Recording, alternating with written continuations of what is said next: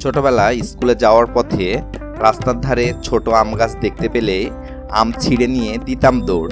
গাছালা চিল্লাতো, এই কে রে কে রে, কে আম ছিঁড়লো, কে শোনে কার কথা। আমরা দিতাম ছুট। তারপরে স্কুলে যে টিফিন পিরিয়ডে আমরা বের করতাম এবং মেপে দেখতাম কার আম সবচেয়ে বড়। যেই আমটা সবচেয়ে বড় সেই আমটা সবার শেষে খাওয়া হবে। এবং আম খাওয়ার পদ্ধতিও ভিন্ন ছিল।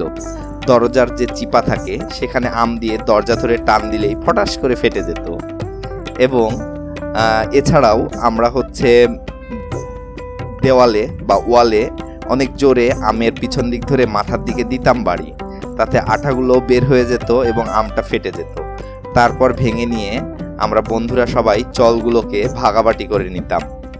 এভাবে আম খেতাম। তাছাড়া ছুটির দিনগুলোতে যখন বাসায় থাকতাম তখন দুপুরে গোসল করার আগে এরকমভাবে আম কুড়িয়ে নিয়ে এসে এরকম পিলার দিয়ে টুকরো টুকরো করে নিয়ে তারপরে সেগুলোকে লবণ, কাঁচামরিচ, তারপরে সরিষার তেল এবং সবচাইতে মজার সেটি হচ্ছে খেজুর গুড়। এই খেজুর গুড় দিয়ে আম মাখানোর যে কি টেস্ট, এটা আসলে বলে ব্যাখ্যা করা যাবে না। কাঁচামরিচ না নিয়ে আজকে আমি চিলি ফ্লেক্স নিলাম, সাথে একটু সরিষার তেল নিচ্ছি। এবার সবগুলোকে ভালো করে মাখিয়ে নিব। মাখানো হয়ে গেলে তারপরে সামান্য বিট লবণ যুক্ত করছি এবং তার সাথে যুক্ত করছি এই খেজুরের লালি গুড়। এটাকে আমরা লালি গুড় বলি।